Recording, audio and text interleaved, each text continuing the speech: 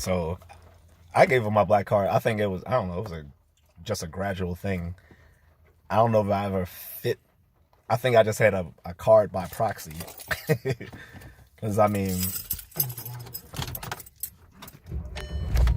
the stuff I did, it was always something that didn't fit the black mode or one thing or the other. Like, I like classical music as a kid. Of course, I didn't really tell anyone I like classical music, but I like to read.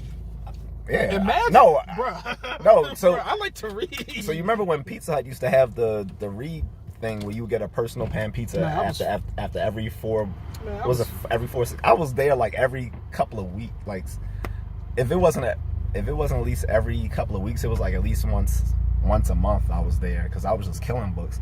And I'm not even sure if the other kids who went there generally like read the books, actually read their books, but as a kid, it didn't even cross my mind that I could just lie about the books, and because all they did was give you a star, right? Like, they gave you the little star for each book, and once you knocked that off, they just gave you. So I'm pretty sure a lot of people cheated, but back then as a kid, it never even dawned on me that a lot of people might lie about that. So I like classical music. I love reading. Like, I don't know too many kids that read stuff like La Morte d'Arthur. Or Grimm's fairy tales, like the actual, 500-600 page books. I don't know too many kids that did that stuff at like 9-10 years old, but I did like Scary Stories to Tell in the Dark. That was a book, and that book was scary as fuck. And no, for real, like, so it had pictures of like the monsters and stuff it was talking about, and the pictures were scary. Now, when the movie came out, I was excited, but when I saw it was PG-13, I'm like, this is bullshit.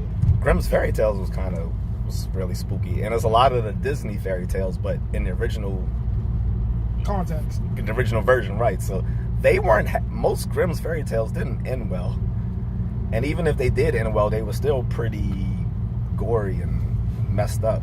Like the Little Mermaid, she died at the end, and her spirit had to go around doing good deeds until yeah. It wasn't a pretty story, and the guy. So obviously the prince didn't choose her.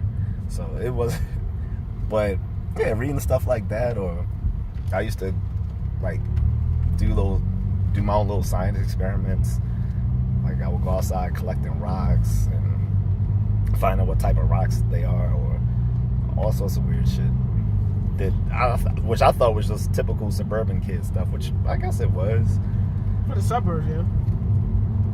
But but then, like, I guess you can say I lost my black card when I wasn't attracted to black women anymore. And that's how he got canceled. Yep. And that's how he got canceled. Oh, they about to do me like Long Beach Griffey. But no, I mean, but the thing was, I still like being friends with them, chilling with them, stuff like that. So it never was apparent to anyone that I wasn't attracted to them anymore, because I still hung out with them. It's just that as far as who I was trying to date, it was mostly like Asian women or Latino women, stuff like that.